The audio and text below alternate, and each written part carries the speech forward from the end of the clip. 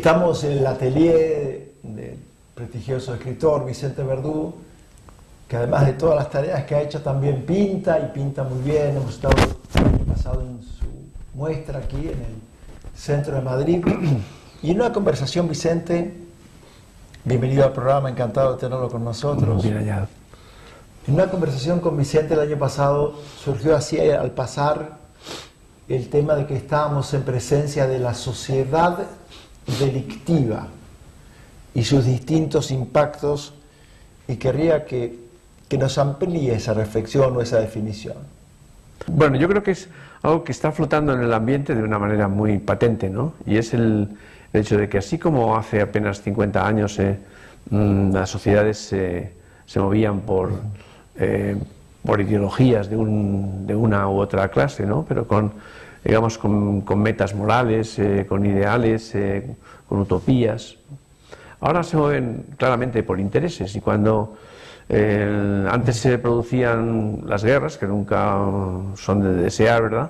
Pero eran guerras en las que se confrontaban formas de organizar la sociedad, formas de pensamiento, formas de pensar en la condición humana, ¿no?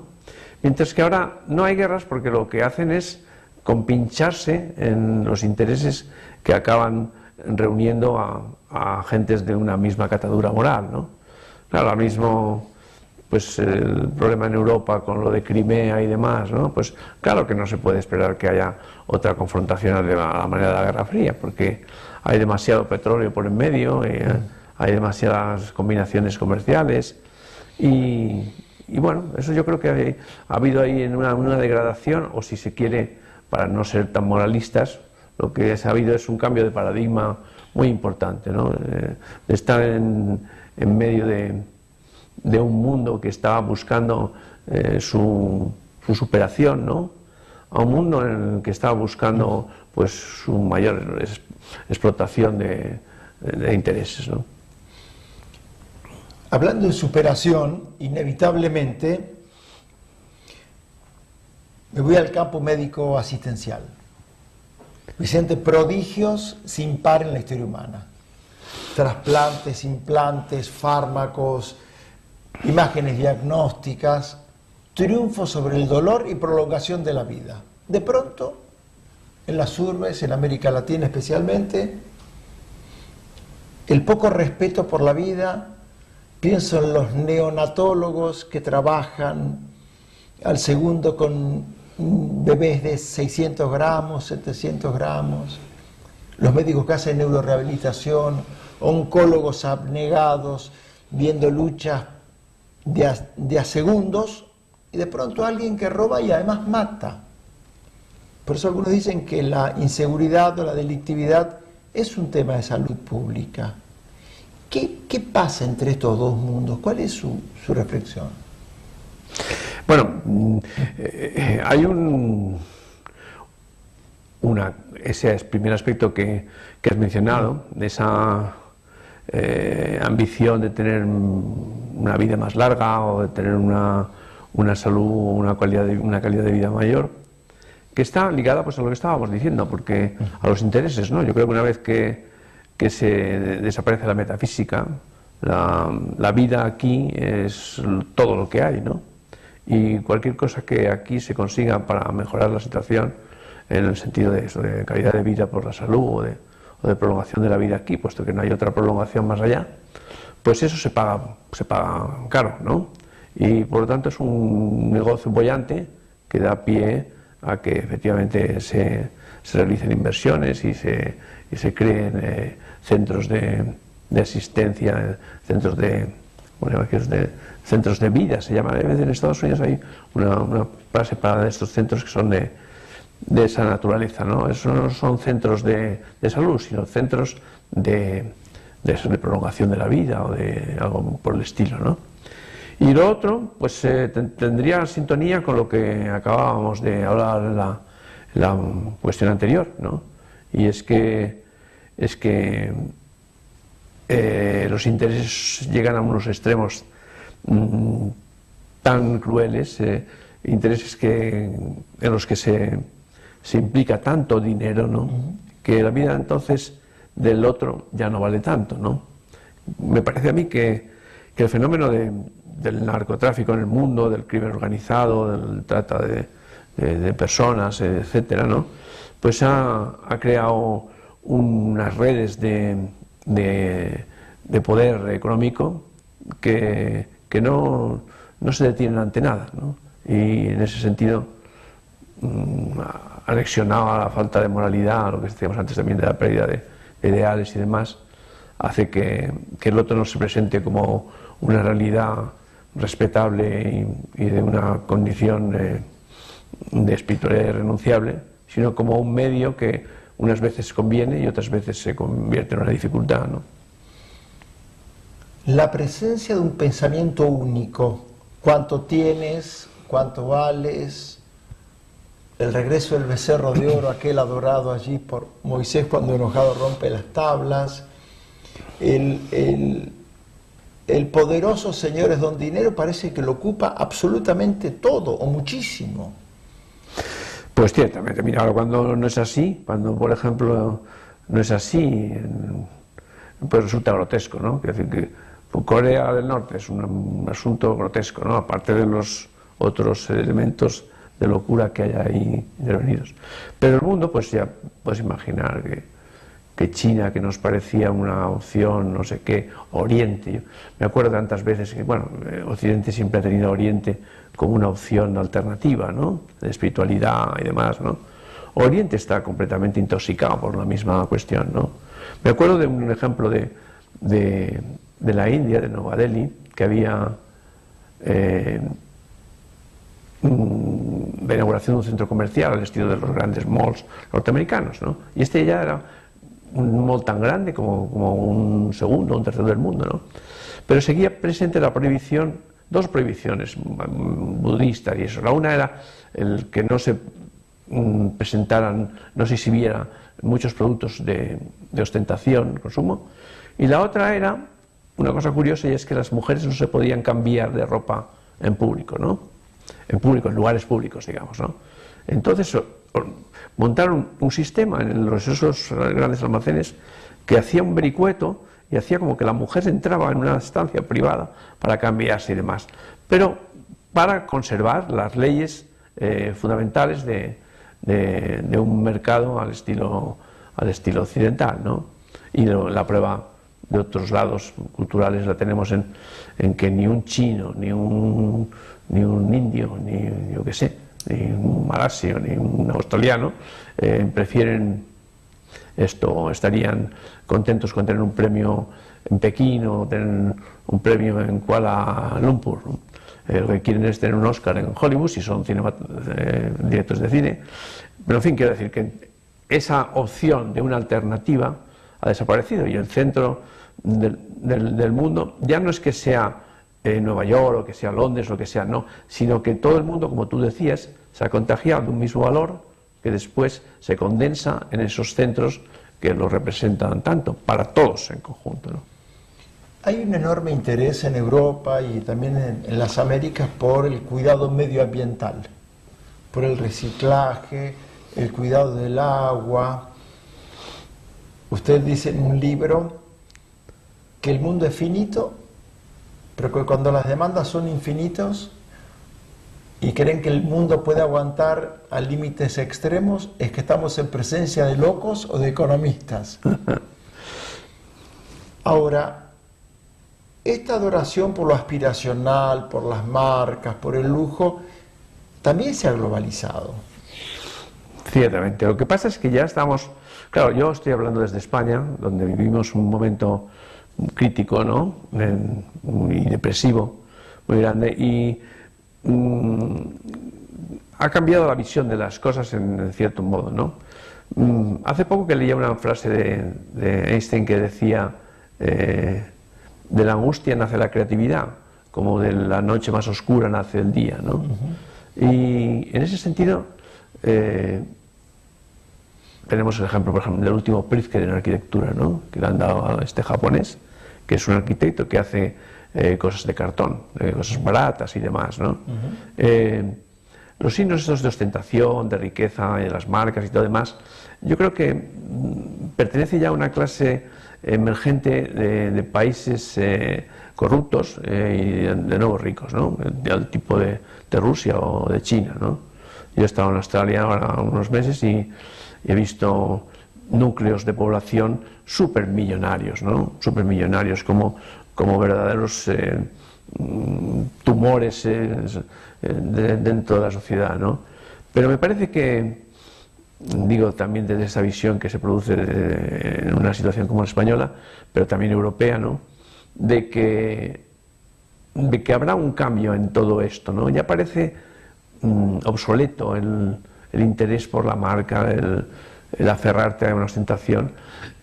Bueno, diré también incluso que por ejemplo, un gran coche, un gran chalet, todo eso, ya aparecen como abusos demasiado empalagosos, ¿no?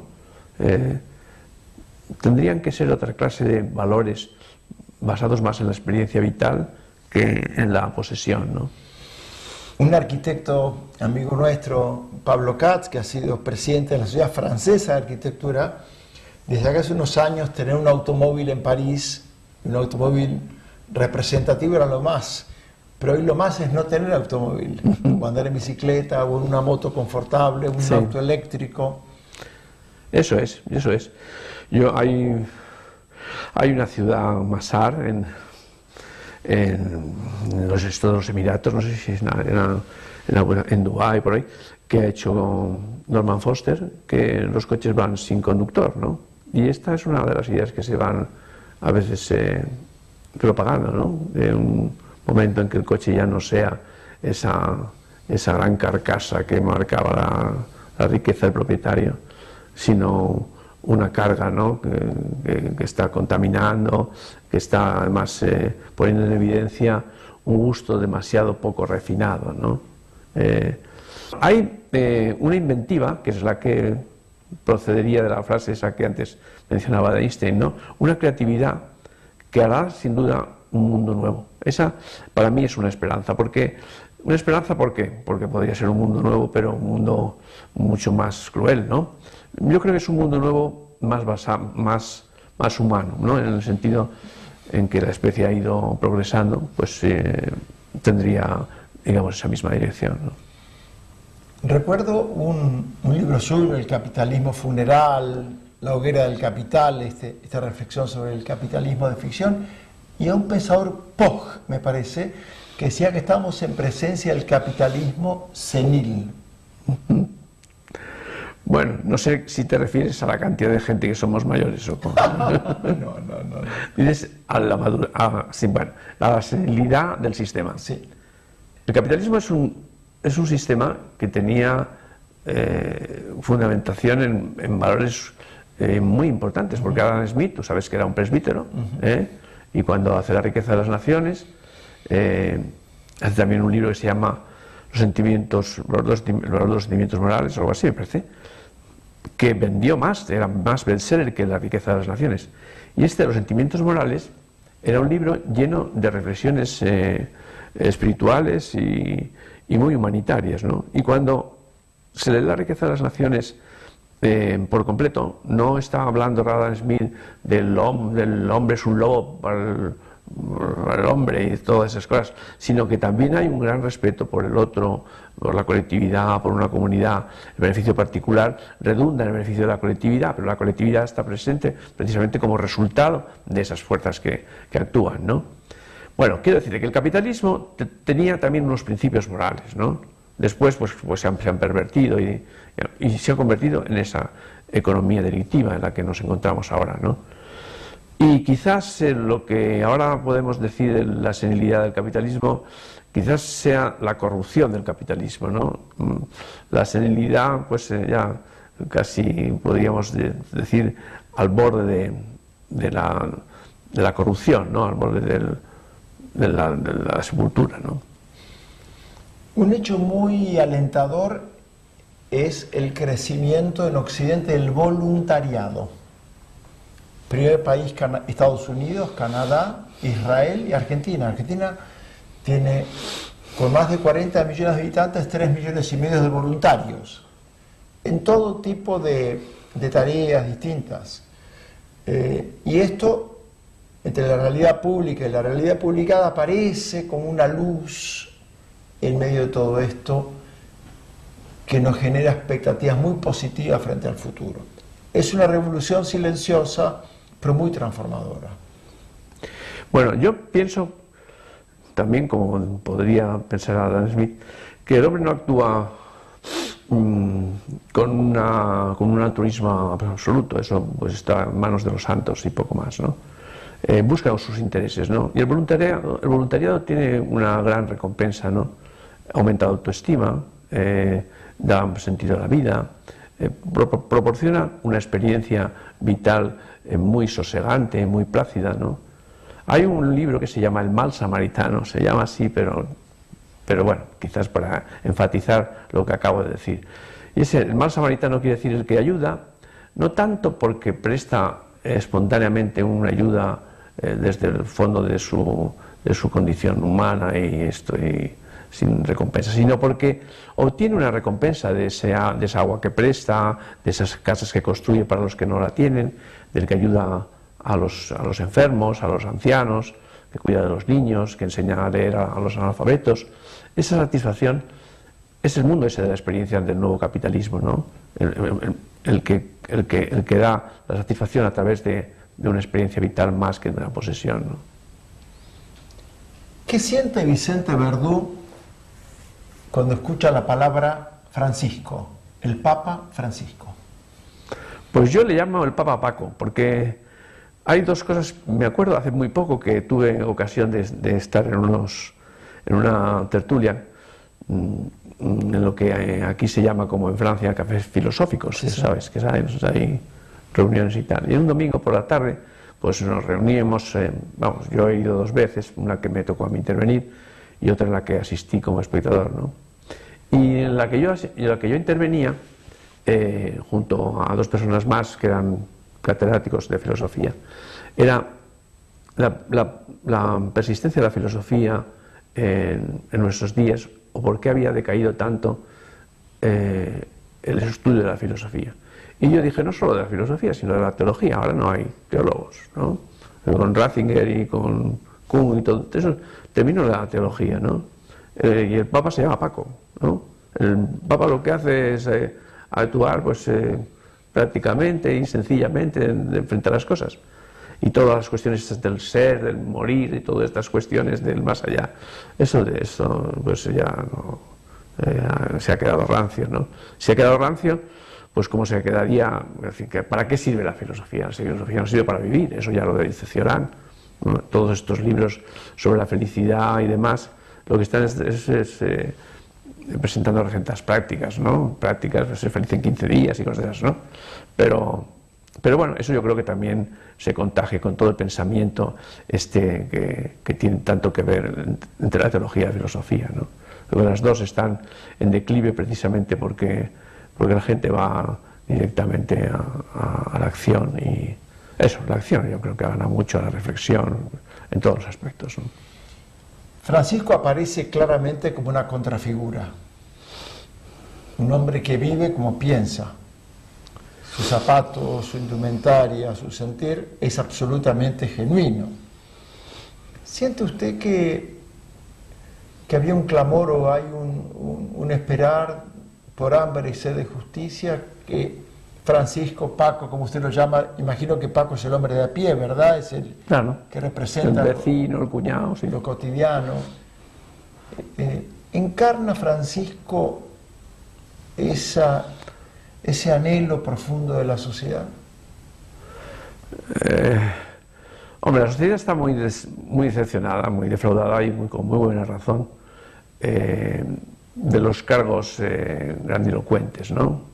El político, no digamos ya del líder carismático, ¿no? Que condujo a tanta desdicha, ¿no? Y tantos millones de vidas sacrificadas, ¿no?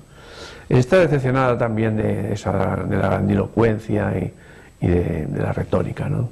Entonces, cuando aparece esta sencillez, yo creo que la aprecia con entusiasmo, ¿no? Porque Por otra parte, yo creo que la globalización habrá tenido sus males, pero ha tenido también sus bienes, ¿no? Yo envidio mucho a la gente joven porque tiene una novia china y luego tiene una novia de Tanzania y no sé qué. Y me gusta a mí mucho de todo eso, ¿no? El saber idiomas, conocer países y tener novias de muchas razas, ¿no? Con la naturalidad que da el pertenecer a una misma sociedad global, ¿no? Y creo que esa naturalidad, pues esa forma de relacionarse sin grandes diplomacias intermedias, etcétera y tal, pues es un signo de nuestros tiempos y un signo positivo. Su comentario final a los televidentes que nos ven en las Américas, que nos siguen por internet, por YouTube. Pues yo tengo sobre mí siempre la pregunta, cuando he intervenido públicamente, de, hombre, tanto que nos gustó el planeta americano, porque yo en aquel libro hacía una comparación entre la sociedad del bienestar europea y el Estado tan individualista y tan despiadado de Estados Unidos, sin seguros, sin prestaciones sociales, etcétera, etcétera. Hombre, este autor del planeta americano que yo defendí con tanto entusiasmo en mi tiempo, ¿cómo es que ahora acepta la situación en los últimos libros o piensa que esta situación nos va a conducir a algo mejor de lo que hemos vivido? Y mi respuesta es que me es difícil perder la esperanza en la condición humana. Creo que esto, te diré una cosa que yo aprendí, y no quiero hacerme muy largo, pero que yo aprendí de un sabio, que no le hacía caso a nadie, porque era sabio, claro. Era un sabio, un científico español, que había sido republicano, había vivido en el exilio, y cuando regresó a España tuve la suerte de conocerlo. Y no solamente de conocerlo, sino de simpatizar con él.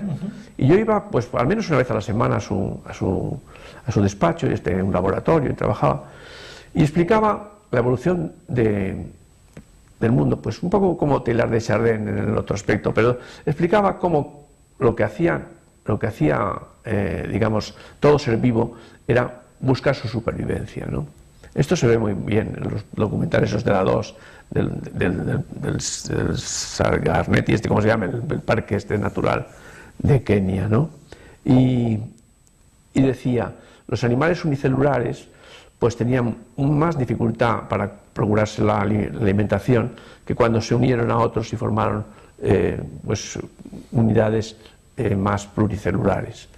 Y llegó esto a hacerse más complejo, hasta cristalizar en un ser, que es el ser humano, donde toda esa organización está preparada a través del lenguaje, a través del pensamiento, del cerebro, de la interdependencia, para procurar su supervivencia y su progreso. Y en esa esperanza estoy yo, ¿no? Este ser humano es un ser por su propia composición y formación, un ser cooperante, un ser colaborador, un ser que busca la interdependencia con los demás en un trabajo positivo para el desarrollo conjunto de todos los demás. Y por eso, cuando me expreso así, pues dicen, pero hombre, ¿pero en qué quedamos? Pues no habíamos denunciado que esto del capitalismo acababa con la condición humana, y ahora en el peor momento del capitalismo hablas de este modo. Pues hablo de este modo porque creo que efectivamente hemos llegado a un punto a un gozne, ¿no? A una especie de bisagra en la que dan la vuelta las cosas, ¿no? Gracias, Vicente Verdú. Muchas gracias. Gracias por acompañarnos. Muchas gracias.